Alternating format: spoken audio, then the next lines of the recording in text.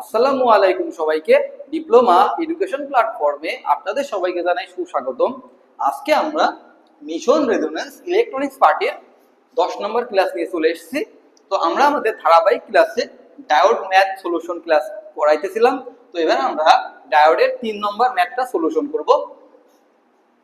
তো দেখেন এখানে আমাদের ভি নটটা বের করতে হবে এবং এই ডায়োডের মধ্য দিয়ে প্রবাহিত কারেন্ট বের করতে হবে, অর্থাৎ এর ভিতর দিয়ে প্রবাহিত কারেন্ট আই বের করতে হবে এবং এই রেজিস্টরের আরআই তে ভোল্টেজ ভি নট বের করতে হবে।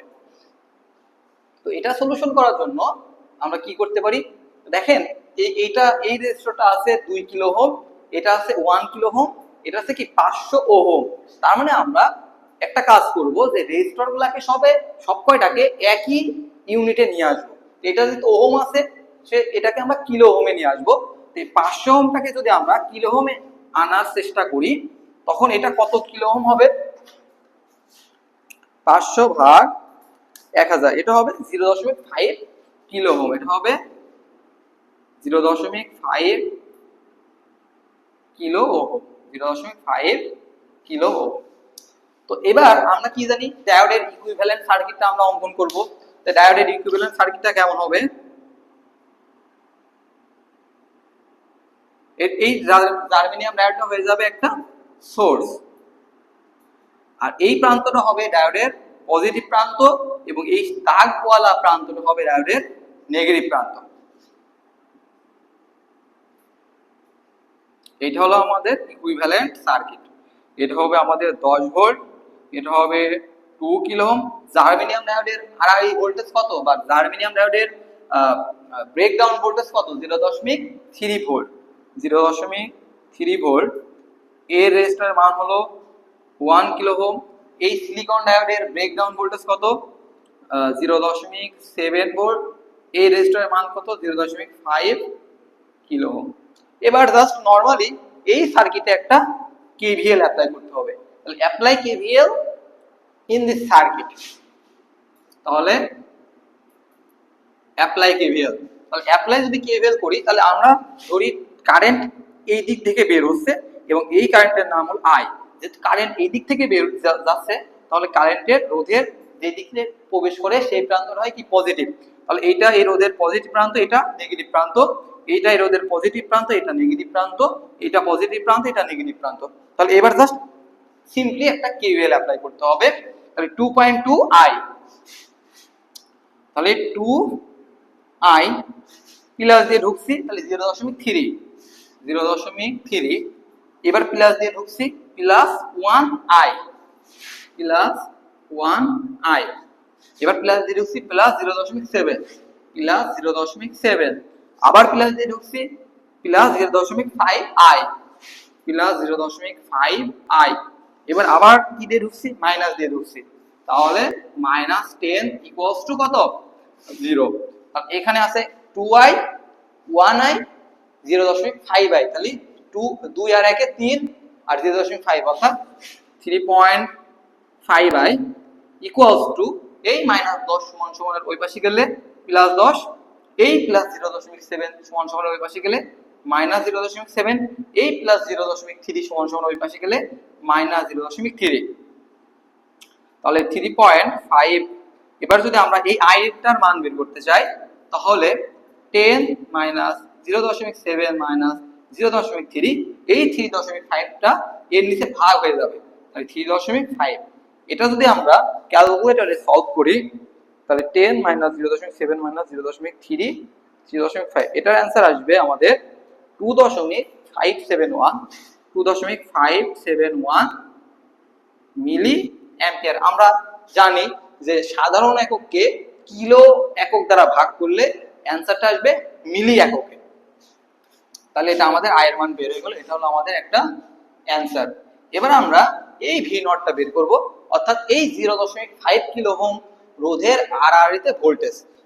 তবে দেখেন ভি নট কত হবে, এই রোধ এবং এই রোধের মধ্য দিয়ে প্রবাহিত কারেন্ট, রোধের মান কত 0.5 এবং এর মধ্য দিয়ে প্রবাহিত কারেন্ট কত, এই আই কারেন্টটা এর ভিতর দিয়ে প্রবাহিত হচ্ছে, তাহলে আই কারেন্টের মান কত 2.571, 2.571।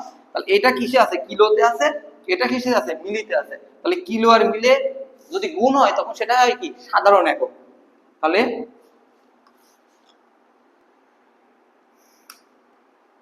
0.5 এটা ক্যালকুলেশন করলে হবে হলো আমাদের 1.285 1.285 ভোল্ট।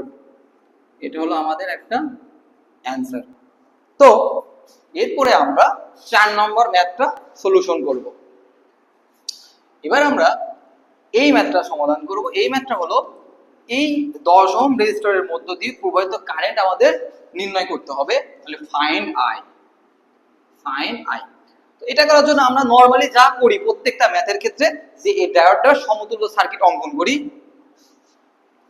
দেখেন সমতুল্য সার্কিট যদি অঙ্কন করি তার আগে একটা জিনিস আমরা লক্ষ্য করি যে, আচ্ছা এর সমতুল্য সার্কিটটা আগে অঙ্কন করি। আচ্ছা তার আগে লক্ষ্য করেন এই ডায়োডটা যে এখানে যুক্ত আছে, এই ডায়োডটাটি কি পজিটিভ প্রান্ত, আর এই ডায়োডের পজিটিভ প্রান্তটা এই ব্যাটারির কিসের সাথে সংযুক্ত আছে, নেগেটিভ প্রান্তের সাথে যুক্ত আছে। এই যে নেগেটিভের সাথে সংযুক্ত আছে, তাহলে কি এই ডায়োডটা রিভার্স বায়াস, এই ডায়োডটা কি রিভার্স বায়াস না। আর এই ডায়োডের পজিটিভ প্রান্তটা এই ব্যাটারির পজিটিভ প্রান্তের সাথে যুক্ত আছে, তাহলে কি এই ডায়োডটা ফরওয়ার্ড বায়াস। আর কিন্তু নেগেটিভ প্রান্তের সাথে পজিটিভ প্রান্ত যুক্ত থাকায় এই ডায়োডটা কি হয়ে গেছে, রিভার্স বায়াস। যারা আমরা রিভার্স ফরওয়ার্ড যারা বুঝছেন না তারা আমাদের পূর্বের লেকচারগুলো অবশ্যই দেখবেন। এই ডায়োডটা যেহেতু রিভার্স বায়াস, সেহেতু এই ডায়োডটা এখানে ওপেন পথ হিসাবে কাজ করবে বা ওপেন সার্কিট হিসাবে কাজ করবে, এবং এই ডায়োডটা যেহেতু এখানে ফরওয়ার্ড বায়াস, তাই এখানে এই ডায়োডটা শর্ট সার্কিট হিসাবে কাজ করবে। তাহলে যদি এর ইকুইভ্যালেন্ট সার্কিটটা আমরা দেখি, এই ডায়োডটা কি হয়ে যাবে, শর্ট হয়ে যাবে। এই যে এই ডায়োডটা শর্ট, এই ডায়োডটা শর্ট হয়ে যাবে, কিন্তু এই ডায়োডটা হয়ে যাবে ওপেন। এই ডায়োডটা হয়ে যাবে, এই যে এই ডায়োডটা ওপেন হয়ে গেল, এই ডায়োডটা ওপেন হয়ে যাবে।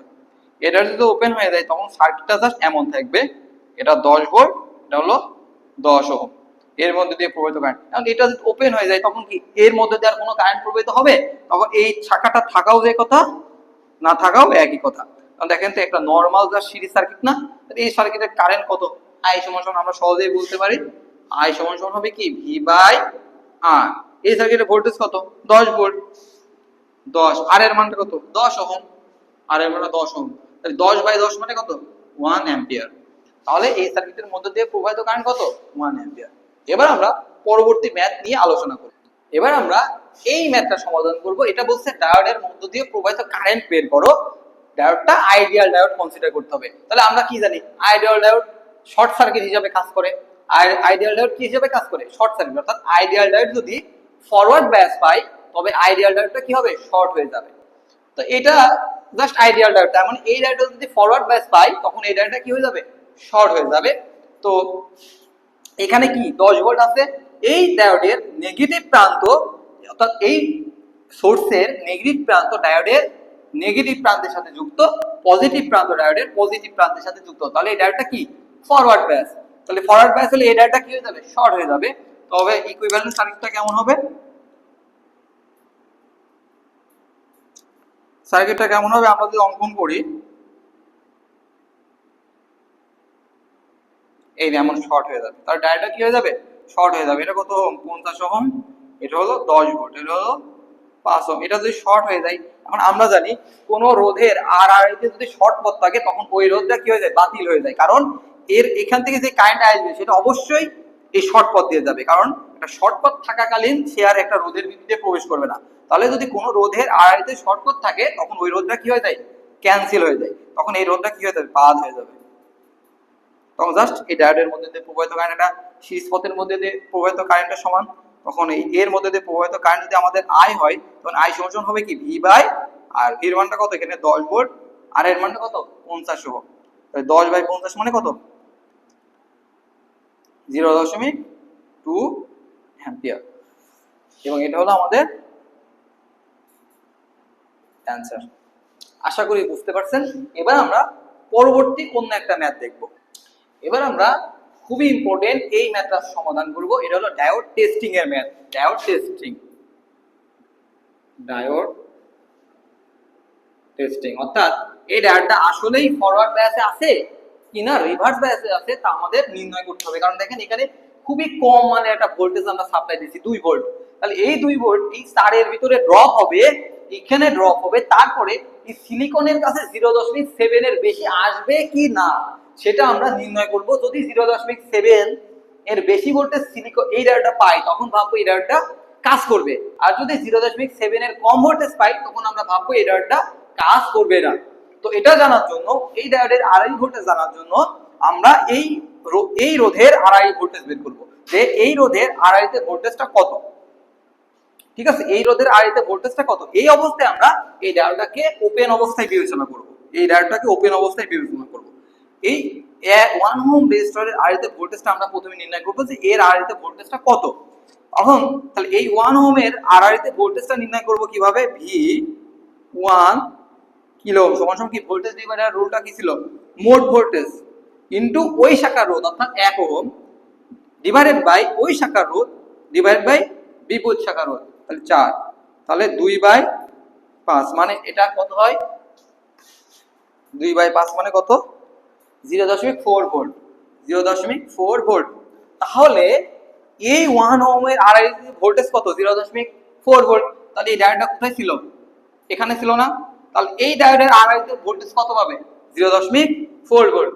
কিন্তু ভাইয়া সিলিকন ডায়োড সক্রিয় হইতে ওর মিনিমাম কত ভোল্টেজ দরকার হয়, 0.7 ভোল্ট না। তাহলে 0.7 ভোল্ট যদি এই ডায়োড না পায় তখন তো এই ডায়োডটা কোনো কাজ করবে না, তাই না। যখন 0.7 এর বেশি পাবে তখন এই ডায়োডটা কাজ করবে। যেহেতু এই ডায়োডের আরআইতে ভোল্টেজ অর্থাৎ 1 ওহমের আরআইতে ভোল্টেজ 0.4 ভোল্ট, যেটা সিলিকনের আরআইতে ভোল্টেজ, তাই না, একই ভোল্টেজ, এই দুটো যেহেতু প্যারালাল সেহেতু একই ভোল্টেজ। তাহলে এই সিলিকনের আরআইতে ভোল্টেজ কত পাচ্ছে, 0.4 ভোল্ট। অর্থাৎ এই ডায়োডটা কি অবস্থায় থাকবে, অফ অবস্থায় থাকবে। যেহেতু if VD less than 0.7 volt, যেহেতু এই VD অর্থাৎ ডায়োডের ভোল্টেজটা 0.7 এর কম, তাই অতএব so diode is off, so diode is off, অর্থাৎ এই ডায়োডটা নিষ্ক্রিয় অবস্থায় থাকবে। অর্থাৎ এই সার্কিটে ডায়োড থাকাও যে কথা, না থাকাও একই কথা। তখন সার্কিটটা কেমন হবে ভাইয়া, সার্কিটটা হবে এমন,